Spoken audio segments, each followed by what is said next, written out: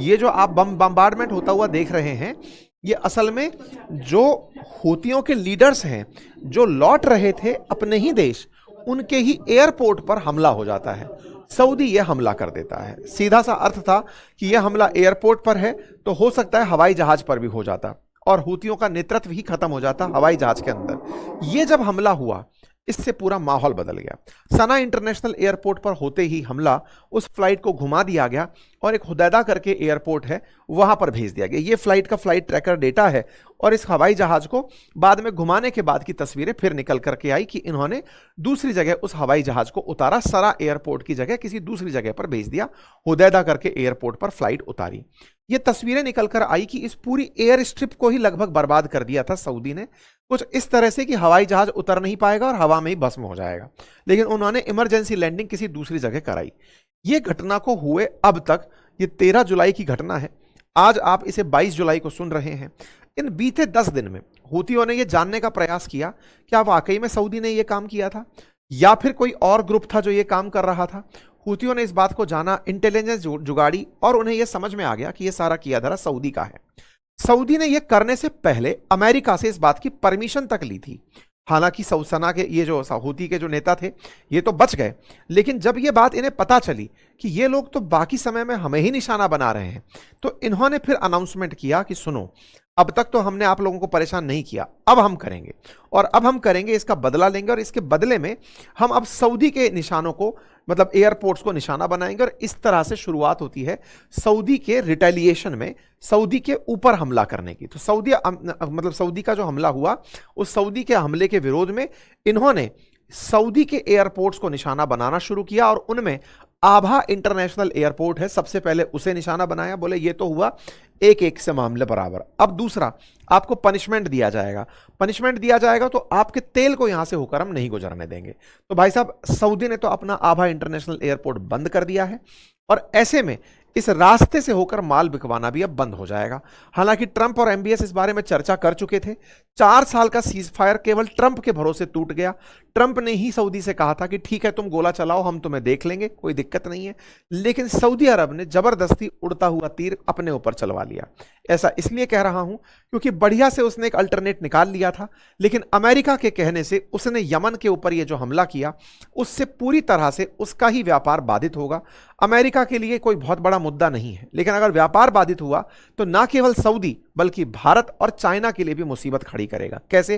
क्योंकि अभी तेल यहां से निकलकर यहां पहुंचने में ज्यादा समय नहीं लगता था, लेकिन अब अगर तेल घूम करके इस तरह से दक्षिण से होकर के पहुंचने लगा तो टाइम तो बढ़ेगा ही, लागत भी बढ़ेगी और मतलब 10,000 से अधिक किलोमीटर एक्स्ट्रा जहाज के ट्रैवल करने पड़ेंगे।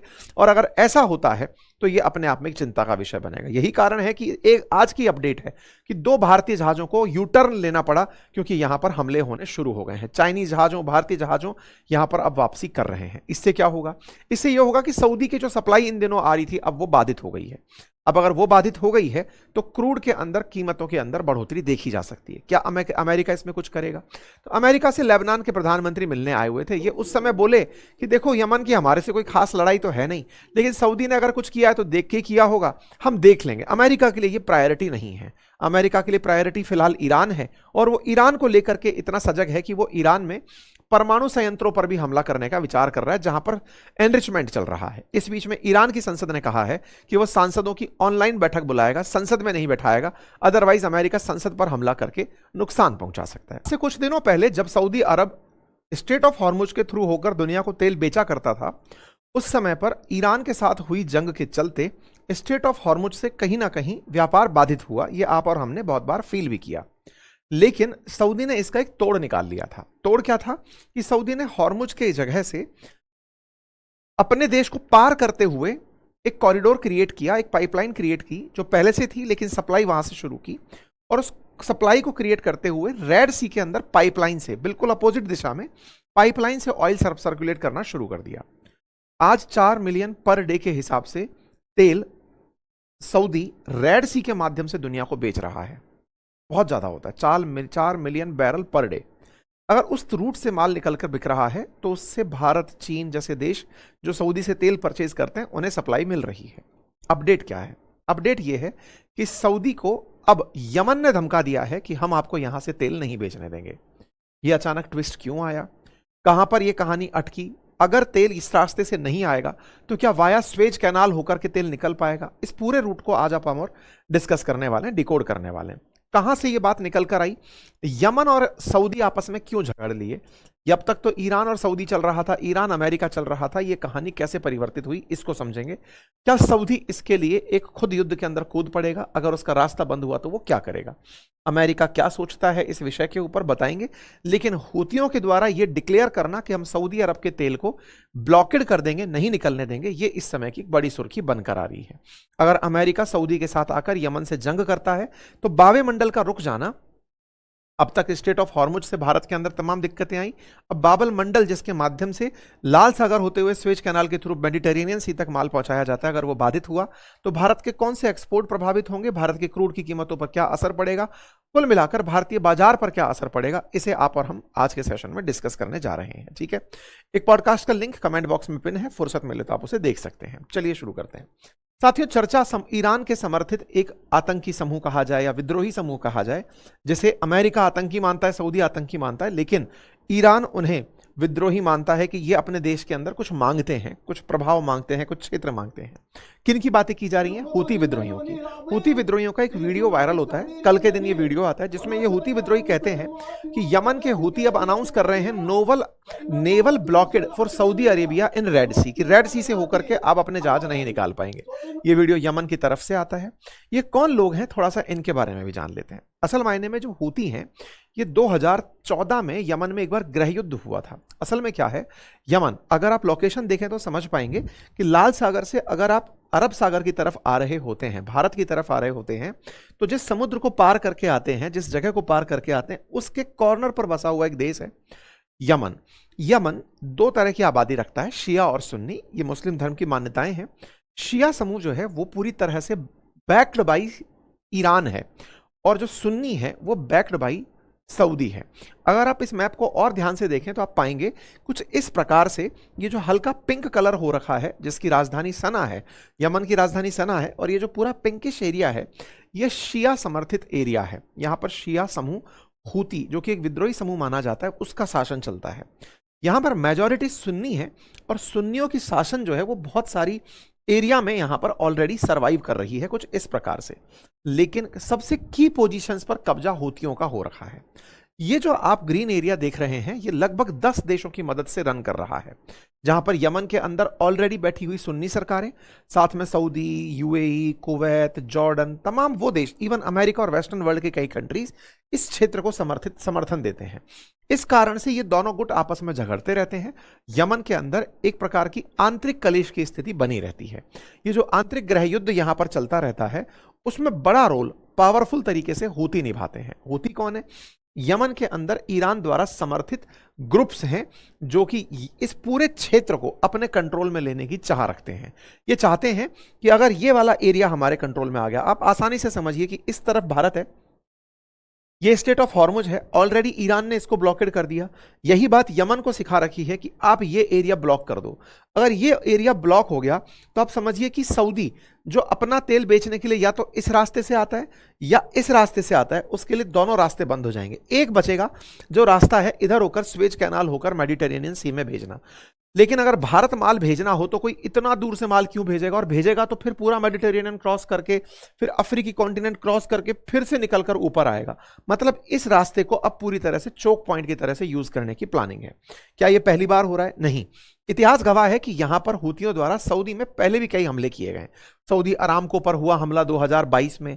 2022 के बाद 2023 के अंदर भारत के 2 जहाज आ रहे थे, उनको यमन के हूती रिबेल्स के द्वारा हाईजैक कर लिया गया। मतलब यहां पर आए दिनों कुछ ना कुछ ऐसा देखने को मिलता है जो कि यहां की अशांति को बड़ा हाईलाइट करता है।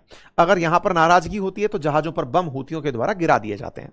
ये यहां पर ट्रैफिक है, अगर आपको दिखाने का मैं प्रयास करूं जहाजों का, जो हमला होते ही रास्ता बदल लेता है।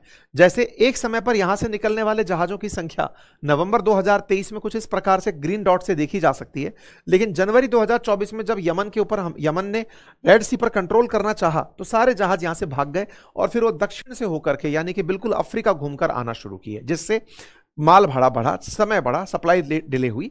तो यहां पर ये बहुत बड़ा चौक पॉइंट यमन लेकर बैठा हुआ है। अब सवाल क्या है? सवाल यह है कि यमन में काफी दिन से शांति चल रही थी। यमन ईरान की पूरी जंग में शांत बैठा हुआ था, कुछ कह नहीं रहा था, तसल्ली से चल रहा था। यमन बढ़िया से यहां से बाबे मंडल से होकर के तेल बेचने दे रहा था, जबकि ये पूरा की पूरा समूह ईरान समर्थित है। ईरान के अंदर खमनेई की मौत हो जाती है, इजराइल अमेरिका मिलकर मार देते हैं, तब भी ये लोग इस रास्ते को खुल के चलने दे रहे थे। बड़े सवाल बन रहे थे कि ईरान के द्वारा बैक्ड जो भी रिबेल ग्रुप हैं वो कुछ कर क्यों नहीं रहे। उधर हमास हो, हिजबुल्ला हो, हूती हो, ये इतने सक्रिय नहीं है जितने इनको देखा गया है। ये शांति क्यों बरते हुए हैं? और शांति थी तो सब कुछ सही चल रहा था। हुआ कुछ यूं कि उड़ता हुआ तीर जो है ना वो सऊदी ने अपने ऊपर चलवा लिया। हुआ क्या? हुआ ये कि इस पूरे क्षेत्र में जो पूरी तरह से युद्ध के काल में एक बाईपास बना हुआ था। अच्छा, इस बाईपास की कहानी को भी समझ लीजिए।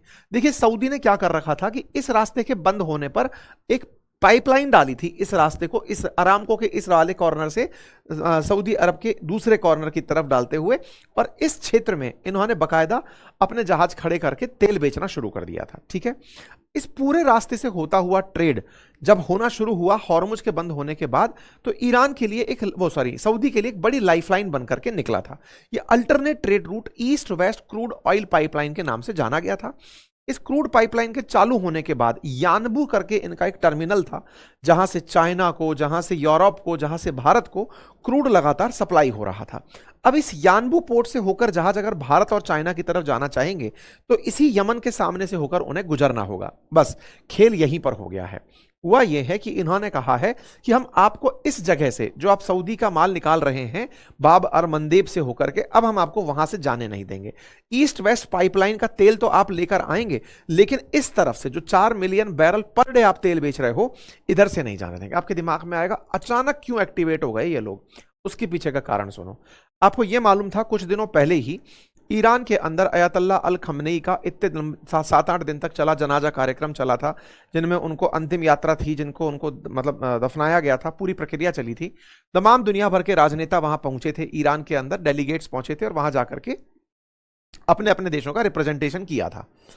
उस प्रक्रिया के दौरान यमन के भी लोग रिप्रेजेंटेटिव, हूती रिप्रेजेंटेटिव भी वहां पर पहुंचे थे अयतुल्लाह अल खमनेई की अंतिम यात्रा में शामिल होने के लिए। जब वहां पहुंचे तो वहां पर बढ़िया से ये अपना कार्यक्रम करके ईरान वालों से मिलकर लौट रहे थे। लौटते समय जब ये सना एयरपोर्ट पर अपना हवाई जहाज उतारने ही वाले थे, यमन की राजधानी जो सना है, उतारने ही वाले थे, इतनी देर में सऊदी की तरफ से एयरपोर्ट पर हमला हो जाता है। मतलब बड़ा इंटरेस्टिंग हुआ ये कहानी। इसको अगर आप इस तरह से देखें